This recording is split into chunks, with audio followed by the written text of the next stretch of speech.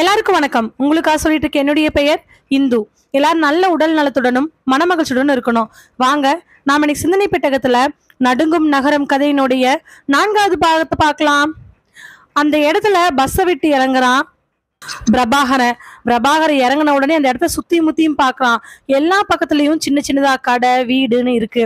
அங்க இறங்கினவன் மெல்ல மெல்ல நடந்து போய் பக்கத்துல இருக்கிற ஒரு கடையில, ஏங்க சண்முகம் அயன் பண்ற கடைன்னு சொன்னீங்கல்ல, அது எங்க இருக்குது அப்படின்னு கேட்க, டீ போட்டுட்டு இருக்கிறவர் எட்டி, அங்க பாருங்க தம்பி, ஒரு டைலர் கடை தெரியுதா, அந்த டெய்லர் கடைக்கு அப்புறமா ஒரு பஞ்சர் கடை, அதுக்கப்புறமா சண்முக கடைன்னு ஒண்ணு இருக்குது, அங்க போய் பாருங்க அப்படின்னு சொன்னதுக்கு அப்புறமா மெல்ல மெல்ல சண்முகம் கடைக்கு போய் பாக்குறாரு.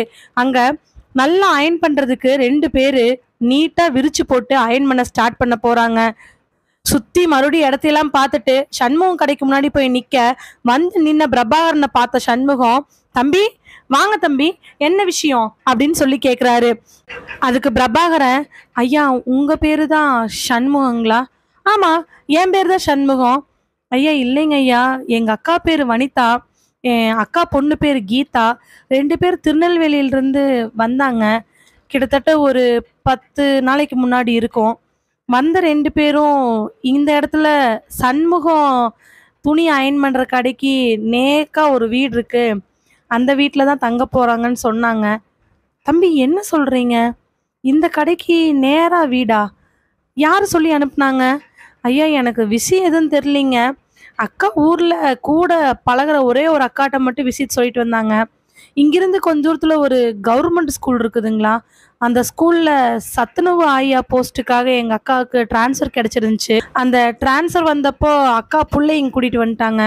புள்ள 10வது போறா. ஏதோ ஒரு ஹையர் ஸ்கூல்ல எங்க அக்கா அந்த புள்ளைய 10வது சேர்த்திட்டு இங்க இருக்கிற ஒரு கவர்மெண்ட் எலிமெண்டரி ஸ்கூலுக்கு சத்துணவு ஆயாவா வேலைக்கு போகுது. அதுக்கு அங்க இருக்கிற ஹெச்எம்ஏ வீடு ஏற்பாடு பண்ணி கொடுத்துருக்கிறாரு. அந்த வீடு உங்க கடைக்கு நேர் எதுக்குன்னு சொல்லி சொன்னாங்க. அதனால தாங்க ஐயா, எந்த வீடுன்னு சொன்னீங்கன்னா நான் போய் எங்க அக்காவையும் எங்க அக்கா உள்ளேயும் பாத்துக்குவேன். தம்பி நீங்க சொல்ற மாதிரி யாருமே 10 நாளைக்கு முன்னாடி வரல. நீங்க சொல்றதுல எங்களுக்கு ரொம்ப ஆச்சரியமா இருக்குது. ஐயா என்னங்க ஐயா சொல்றீங்க? ஆமாங்க தம்பி, இங்க பக்கத்துல எந்த எலிமெண்டரி ஸ்கூலுமே கிடையாது. அது மட்டும் கிடையாது, இங்க ஆப்போசிட்ல எந்த வீடும் கிடையாது. சுத்தி நீங்களே பாருங்களேன் அப்படின்னு சொன்ன உடனே சுத்தி எல்லா பக்கத்துலயும் பார்க்க, அங்க ஒரு இடிஞ்ச வீடு ஒரே ஒரு செங்கலோட நல்லா முள்ளு பாஞ்சு கிடக்குது. அதை பார்த்துட்டு திரும்பின உடனே, ஐயா இல்லைங்க ஐயா, எங்க பக்கத்து வீட்டுல. தம்பி நீங்க ஏதோ தப்பான நியூஸ் கேட்டு வந்திருக்கிறீங்க. இது நிஜமாலுமே அப்படி இல்லைங்க. கடையை நல்லா உத்து பார்க்க, பளிச்சுன்னு கொட்டை எழுத்துல சண்முகம் அயனிங் ஷாப்னு ஒரு போர்டு ப்ளூ கலர்ல வெள்ளை கலர் பெயிண்ட்ல எழுதி இருக்குது. கடையெல்லாம் நிறைய டெக்னாலஜியோட அயன் பண்றவங்களாம் 2-3 பேர் உள்ள அயன் பண்ணிட்டு இருக்க, பாட்டெல்லாம் போட்டுக்கிட்டு பயங்கரமா இருக்குது. இதை பார்த்த பிரபாகரனுக்கு ஒண்ணுமே புரியல. ஊர்ல இருந்து வனிதாவும் கீதாவும் இங்க வந்தாங்க, ஆனா இப்ப இவரு இல்லைன்னு சொல்றாரு. அந்த அக்காட்ட சொல்லிட்டு வந்த மாதிரி சண்முகம் அயனிங் கடைக்கு ஆப்போசிட்ல இருக்கக்கூடிய வீடு அப்படின்னா பால் அடைஞ்ச ஒரே ஒரு செவரு முள்ளெல்லாம் பாஞ்சு கிடக்குது. இடமெல்லாம் இவ்வளோ வசதியா இருந்தும் நிறைய கடைகள் இருந்தும் இன்னும் அந்த பாலடைஞ்ச செவரு முள்வேலியோட ஏன் இருக்குது அப்படிங்கிற கேள்வி மனசுக்குள்ள வந்துட்டு போனாலும் அதை எதையுமே கேட்காம பிரபாகர் அமைதியா நகர்றான். அங்கிருந்து கொஞ்ச தூரம் போனோம்னா எலிமெண்டரி ஸ்கூல் வந்துடும், அங்க போய் கேட்டுக்கலாம்னு சொல்லிட்டு பிரபாகரம் போனதுக்கு அப்புறமா உள்ள இருந்து டீயை ஆத்திக்கிட்டு சண்முகத்தினோட மனைவி பார்வதி பக்கத்துல வந்து நிக்கிறாங்க. என்னங்க யாராவது அந்த மாதிரி கேட்டாங்களா? இல்லப்பா, அப்படிலாம் யாரும் வந்து கேட்கவே இல்லை. இது என்னங்க அதிகலமா இருக்குது, வருஷத்துக்கு ஒருக்கா யாராவது ஒருத்தர் வந்து இப்படி கேட்டுக்கிட்டே இருக்கிறாங்க, என்னதான் இது? அதுதான் எனக்கும் தெரியல. போன வருஷம் ஒருத்தன் வந்தான், எங்க அம்மாவும் எங்க அக்காவும் இங்க வந்தாங்க, சண்முக கடைன்னு சொன்னாங்க, எங்க இருக்குதுன்னு தெரியலன்னு கேட்டாங்க அப்படின்னு சொன்னான். அவனும் 2 வாட்டி தேடி பட்டு போயிட்டான். இப்ப இவன் அக்காவை காணா, அக்கா பிள்ளை காணான்ட்டு வந்திருக்கிறான். எனக்கு இப்போ ஒரு விஷயம் ஞாபகத்துக்கு வருது. என்ன விஷயங்க? எங்க அப்பா இருப்பார்ல, எங்க அப்பாவோட அப்பா, அவரு சொன்ன கதை தான் ஞாபகத்துக்கு வருது. கதையா? அது என்ன கதை? ஒன்னும் இல்ல, எங்க பரம்பரையில மூத்த குடி இருப்பாங்க, அவங்க பேரு சண்முகம். அவங்க இந்த ராஜா காலத்துல இருந்து வாழ்ந்தவங்க. அவருதான் எங்களுக்கு முதல்ல இருக்கிற எல்லாத்துக்கும் ஆதியில இந்த தொழில ஆரம்பிச்சவரு. அவரு வேறு சண்முகம். ஆனா அவர் யாரு கூட பேச மாட்டாராமா. அவரு ஞாபகார்த்தமா தான் எனக்கு பேர் வச்சாங்க. கேட்ட உடனே மனைவி, ஆமா நீங்க தான் வாயை திறந்து இப்படி பேசிக்கிட்டு இருக்கிறீங்களே, அதை கேளு முதல்ல கதைய. சொல்லுங்க சொல்லுங்க. அவர் யாரு கூட பேச மாட்டாராம், எதுக்கும் பதில் சொல்ல மாட்டாராமா. இந்த ராஜா காலத்துல இருந்து வந்துகிட்டு இருந்தாராமா. அவருக்கு அப்புறமா ஒரு 7வது தலைமுறைக்கு அப்புறம் அதே மாதிரி எங்க அப்பாரோட அப்பா வந்திருக்கிறாரு. அவரு பேரு சண்முகம். அவர்தான் இந்த இடத்துல கடைய போட்டவரு. ஆ அப்புறம் முதல்ல ஒண்ணுமே இல்லாம ஒரு கரும்பலகையில சண்முகம்னு சொல்லி போட்டு இந்த கடைய ஆரம்பிச்சவரு. அப்ப நடந்த விஷயம் எங்க அப்பா சொல்லி எனக்கு நல்லா ஞாபகம் இருக்குது. சொல்லுங்க. அது ஒண்ணும் இல்ல. முதல்ல ஒருத்தர் சொன்னேன் இல்லையா? அவரு ராஜாவோட காலத்துல ராஜாவோட அரண்மனைக்கு முன்னாடியே அயர்ன் பண்ற கடை போட்டிருந்திருக்கிறாரு. ராஜாவோட துணியெல்லாம் அவர்கிட்ட இருந்து தான் அயர்ன் பண்ணி போயிட்டு இருக்குமாமா. ஆனா அந்த ராஜா அப்படி ஒன்றும் நல்லவன் கிடையாது. ராஜாவோட அப்பா இறந்து போனதுக்கு அப்புறமா ஏதோ ஒரு வகையில அந்த ராஜாவுக்கு காலில் ஒரு நோய் வந்து வலது காலில் எந்த செயலும் இல்லாமல் போயிடுச்சு. குச்சி வச்சு தான் நடப்பாராமா. ஆனா ராஜா வராரு அப்படிங்கிறது குச்சியோட சத்தத்தை வச்சு மட்டும் இல்லாம அவருடைய குதிரையை வச்சு கண்டுபிடிச்சுக்கலாமா. எல்லாரும் பெண்கள் தானே காலில் கொலுசு போடுவாங்க. ஆனா அந்த ராஜா இடது காலில் ஒரு கொலுசு போட்டிருப்பாராமா. அது மட்டும் இல்லாம அவரோட குதிரைக்கு மாட்டுக்கு எல்லாத்துக்கும் போட்டு வச்சிருப்பாராமா. ராஜா ஒரு வழக்கத்தை வச்சிருந்திருக்கிறாரு. அவருக்கு கால் இந்த மாதிரி ஆனதுனால எந்த நாட்டுல இருந்தும் யாருமே பொண்ணு கொடுக்கறதுக்கு தயாரா இல்லை. அதனால என்ன முடிவு பண்ணிட்டாருன்னா, அந்த ஊர்லயும் அந்த நாட்டிலயும் ரொம்ப சிறப்பா இருக்கக்கூடிய ஒரு பெண்ணை பிடிச்சு திருமணம் பண்ணணும்னு முடிவெடுத்திருந்திருக்கிறாரு. அப்படி அவர் பார்த்ததுதான், யாரு ரொம்ப அழகா பாட்டு பாடுறாங்களோ அந்த பெண்ணை பிடிச்சுதான் தான் திருமணம் பண்ணிக்கணும்னு நினைச்சிட்டு இருக்க ஊர் முழுக்க இருக்கிற வயசு பொண்ணுங்க எல்லாத்தையுமே அவர் தன்னோட வீட்டுக்கு கூட்டிட்டு வந்து 1 வாரம் 10 நாள்னு வச்சு பெண்களை அந்த அரண்மனையினுடைய அந்த ஹாலில் நிற்க வச்சு பாட்டு பாட சொல்லுவாராமா. அவங்க பாட்டு பாடுனாங்கன்னா இந்த ராஜாவுக்கு ரொம்ப பிடிச்சி போச்சுன்னா கல்யாணம் பண்ணிக்குவாராமா. சரிதான், ராஜா கல்யாணம் பண்ணிக்கணும்னா யாருக்கு தான் முடியாது? இல்லைம்மா, அந்த ராஜாவை கல்யாணம் பண்ணிக்கிறதுக்கு யாருக்குமே விருப்பம் கிடையாது. ஏங்க அப்படி சொல்கிறீங்க? ராஜாவோட வம்சாவளியில் வரக்கூடிய எல்லா குழந்தைகளும் ராஜா மாதிரி தான் பிறக்கும். அது மட்டும் இல்லை, ராஜாவுக்கு இன்னொரு கொடிய நோயும் இருந்துச்சு. அதனால ராஜா சீக்கிரமா இறந்துருவாருன்னு கூட வைத்தியர் ஊர் முழுக்க சொல்லிட்டாரு. இதனால ராஜாவை கல்யாணம் பண்ணிக்கிறதுக்கு அந்த ஊர்ல இருக்கிற எல்லாருக்கும் பயம். குறிப்பா பெண் கொடுக்கறதுக்கு எல்லாருக்கும் ரொம்ப பயமா இருந்துச்சு. ஆனா இந்த ராஜா என்ன பண்ணார் தெரியுமா? சலங்கையை கட்டின குதிரையில தானும் சலங்கையை கட்டிக்கிட்டு மேல குதிரைக்கு ஒரு ஆளை வச்சு ஏறி இந்த குதிரையில ஊர் முழுக்க வருவாரு. கண்ணுல ரொம்ப சின்ன வயசு பொண்ணுங்க யார் பட்டாலோ அவங்களையும் அவங்க வீட்டில் இருக்கிற அவங்க அம்மாவையோ அக்காவையோ யாரோ ஒருத்தரை தூக்கிட்டு வந்துடுவாங்க. இந்த பெண்ணை வந்து தான் கல்யாணம் பண்ணிக்கணும் அப்படிங்கிறதுக்காக கூட இருக்கிறவங்களை கொடுமைப்படுத்த ஆரம்பிச்சாரு. சாட்டையால் அடி அடி நடிச்சு அவங்களை எல்லாம் துன்புறுத்தி இந்த பெண்களை சம்மதிக்க வச்சாரு. அப்படி ஒருவேளை அவங்க ஒத்துக்களை இறந்துட்டாங்கன்னா இந்த பெண்ணை விட்டுருவாரு. இறந்ததுக்கு அப்புறமா தான் சாபம் வரும்னு நினைச்சாரா என்னன்னு தெரியல. இப்படியே பல பெண்களோட வாழ்க்கையில விளையாட ஆரம்பிச்சாரு. அதுக்கு யாரோ ஒருத்தர் கல்யாணம் பண்ணிட்டு போயிடலாம்ல. ராஜாக்கு அப்புறம் அவங்க தானே மகாராணி. இன்னொரு முக்கியமான விஷயம் இருந்துச்சு. அவருக்கு பிடிச்ச பெண்ணாவே இருந்தாலும் அவருக்கு ஒரு காலகட்டத்துல அந்த 10 நாள்ல பிடிக்காம போய் அதுக்குள்ள வேற ஏதாவது பெண்ணை பார்த்துட்டாருன்னா அந்த பெண்களை அப்படியே விட்டுறாரு. ஐயோ, என்னங்க என்னென்னமோ சொல்றீங்க? ஆமாம்மா, அவருடைய ஆட்சியில பெண்களுக்கு பாதுகாப்பே இல்லாம நாடே உலகமே ரொம்ப பாதிப்புல இருந்துகிட்டே இருந்துச்சு. இதனோட விளைவாதான் ராஜா நாளுக்கு நாள் நோய்வாய்ப்பட்டு அந்த கால் மூலமாகவும் உடல்ல இருந்த ஏற்கனவே இருந்த கொடிய நோயினாலையுமே கொஞ்சம் கொஞ்சமா இறந்துகிட்டே இருந்தாரு.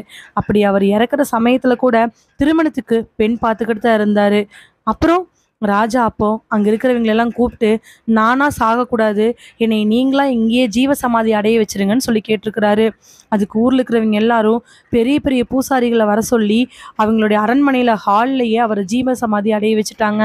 அப்படி ஜீவ சமாதி அடைஞ்சா ஆத்மா எப்படியா இந்த உலகத்துல உலவிட்டு இருக்கும் அப்படிங்கிறது அந்த காலத்துல இருந்த ஒரு முறை. அதனால அதே அரண்மனையில ஹால்ல ராஜாவை ஜீவ சமாதி அடைய வச்சுட்டாங்க. அப்புறம் ராஜா ஜீவ சமாதி அடைஞ்சதுக்கு அப்புறமா அந்த அரண்மனைய ராஜாவோட ஆவி ஆட்சி செஞ்சுட்டு இருந்துச்சு அப்படின்னுமே, அதுக்கப்புறமா அந்த ராஜாவோட ஆவிக்கு அங்க மகன்கள் பிறந்தாங்க, ராணியார் வந்தாங்க அப்படின்னு ஒரு கதை இருக்குது. இது யாருங்க சொன்னது?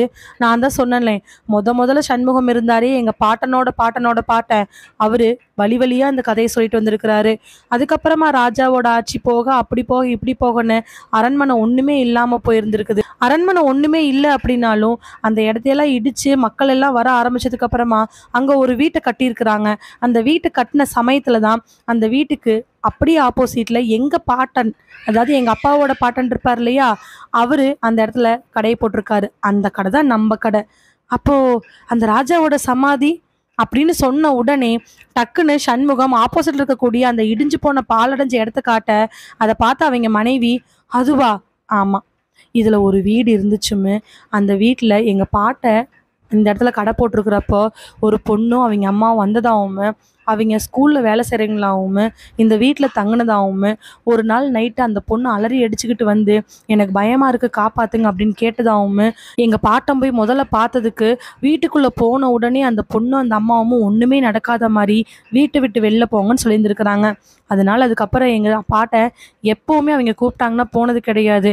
ஆனா என்னன்னே தெரியல, ஒரு நாள் வீட்டுக்குள்ள இருந்தவங்க வீட்டை விட்டு வெளியில வரவே இல்லை. அதுக்கப்புறம் எத்தனையோ வாட்டி போய் வீட்டை தட்டியுமே வீட்டிலேருந்து வெளியில வராததுனால எங்க பாட்டை அப்படியே விட்டுட்டாரு. அப்புறம் அதுக்கப்புறம் அவங்க என்ன ஆனாங்க? அதுக்கப்புறம் என்ன ஆனாங்கன்னே தெரியல. ஏங்க அப்ப அந்த பையன் வந்து கேட்டுட்டு போறான். நீங்க சொல்றதுல எனக்கு ரொம்ப ஆச்சரியமா இருக்கு. இத்தனை நாள் நீங்க இதையே சொல்லாம விட்டுட்டீங்க. எனக்கு இத்தனை நாளா சொல்றதுக்கு வாய்ப்பு கிடைக்கல. போன வருஷம் வந்து கேட்டாங்க. நாம அதை பத்தி பெருசா கண்டுக்கவே இல்லை. இந்த வருஷம் வந்து கேக்குறாங்க. நீ வருஷம் வருஷம் ஒருத்தர் வராங்கன்னு சொன்னதுக்கு அப்புறம் தானே எனக்கு இது ஞாபகம் வந்திருக்குது. அப்போ அந்த ராஜாவோட சமாதி இருக்கக்கூடிய இந்த இடத்துல இந்த மாதிரி மர்மங்கள் நிகழ்ந்துகிட்டே இருக்குன்னு நீங்க சொல்றீங்களா? ஏய் சும்மா இருடி, நீ ஏதோ சொல்லி கிள்ளிக்கிது கெடுத்துறாத. ஏதாவது அப்படின்னா கேஸு அது இதுன்னு போட்டுருவாங்க. அதுக்கப்புறம் ஆதி காலத்துல இருந்து சண்முக அயனிங் கடை நீங்க தானே வச்சிருக்கிறீங்க, வாங்கன்னு சொல்லி கூப்பிட்டாங்கன்னு வச்சுக்கோ, நம்ம பொழப்பே போயிடும். இது ஏதோ முடிச்சு அவராத புதரா போயிட்டே இருக்குது, போய்கிட்டே இருக்கட்டும். அப்ப வருஷத்துக்கு ஒரு பொண்ணும் ஒரு அம்மாவும் இங்க வருவாங்க, காணாம போயிடுவாங்க, அப்படிதானே? ஏய் 2 வருஷம் தான் நடந்திருக்குது, அடுத்த வருஷம்லாம் நடக்காது.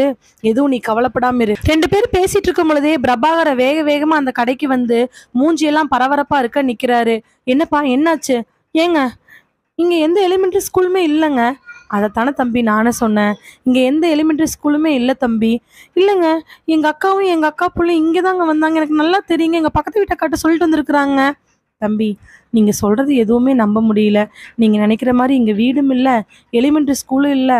10 நாளா என்னை விடுங்க, இங்க எந்த கடையில வேணாலும் கேளுங்க, யாருமே வரலிங்க தம்பி அப்படின்னு சொன்னதுக்கு அப்புறமா பிரபாகரா அங்க இருக்கிற 2 3 கடைகிட்ட கேட்டுட்டு நிஜமாலுமே அப்படி யாருமே வரல அப்படின்னு தெரிஞ்சதுக்கு அப்புறமா வேற வழியே இல்லாம 1 மணி நேரம் கழிச்சு வண்டி ஏறி திருநெல்வேலியை நோக்கி போறாங்க. ராஜா காலத்துல நடந்த ஒரு விஷயம், ராஜாவோட ஜீவசமாதானியான இடத்துல கட்டப்பட்ட வீட்டுல நடக்கக்கூடிய மர்மம் இப்ப வரைக்கும் யாருக்குமே தெரியாம இருக்குது. சண்முகம் அவருடைய பாட்டை அவங்களுக்கு முன்னோர்கள் காலத்துல நடந்த விஷயங்கள் எல்லாமே மனசுக்குள்ள அப்படியே வச்சிருக்கிறாரு. பிரச்சனைகள் எதுவுமே வராம இருக்கணும் அப்படிங்கிறதுக்காக அவர் மனசுக்குள்ள அப்படியே புதைச்சி வச்சிருக்கிறாரு. ஆனா இந்த ராஜாவுனுடைய வேட்டை இன்னும் தீரவே இல்லை. திருமணத்துக்காக பெண் தேடிட்டு இருக்கக்கூடிய ராஜா ஜீவ சமாதி ஆகி இத்தனை வருடங்கள் இறந்து போனதுக்கு அப்புறமா கூட இன்னும் ஏதோ ஒரு வகையில இந்த உலகத்துல அவரோட ஆத்மா பெண்ணை திருமணம் செய்யறதுக்காக ஏங்கிட்டு தான் இருக்குது. வனிதாவோட கதையும் கீதாவோட கதையும் என்னதான் ஆச்சு அப்படின்னு இப்ப வரைக்கும் பிரபாகரனுக்கு தெரியவே இல்லை. வனிதா கீதான்னு 2 பேர் வந்தாங்க அப்படின்னு கூட சண்முகத்துக்கு தெரியவே இல்லை. கடைசியா ஒரே ஒரு முறை அந்த பாலடைஞ்ச இடத்த மட்டும் பார்த்த சண்முகம் ஏதோ ஒன்று நினைச்சிட்டு டக்குன்னு அயன் பண்ண ஆரம்பிக்கிறாரு. இதோட இந்த கதை நிறைவடைகிறது. இதே மாதிரி கதைகளை கேட்க மறக்காம சிந்தனை பெட்டகத்துக்கு வாங்க. மறுபடியும் வேறு ஒரு கதையோட உங்களை சிந்தனை பெட்டகத்துல சந்திக்கிறேன். அது வரைக்கும் நன்றி. இந்த கதையில வந்திருக்கக்கூடிய பெயர், நிகழ்வு, கதை, கதாபாத்திரம், இதுல குறிப்பிடப்பட்டிருக்கக்கூடிய எல்லா விதமான விஷயங்களும் முழுக்க முழுக்க கற்பனையானவையே. யாரையும் எதற்காகவும் குறிப்பிட்டு சொல்லப்பட்டது கிடையாது. இந்த கதை நடுங்கும் நகரம் கதை முழுக்க முழுக்க ஒரு பொழுதுபோக்குக்காக எழுதப்பட்ட கற்பனையான கதையாகும். யாரையும் எதற்கும் குறிப்பிட்டு சொல்லப்பட்ட கதை இல்லை. மறுபடியும் வேறு ஒரு கதையோட உங்களை சிந்தனை பெட்டகத்துல சந்திக்கிறேன். அது வரைக்கும் நன்றி. மகிழ்வித்து மகிழ்ந்திருங்கள்.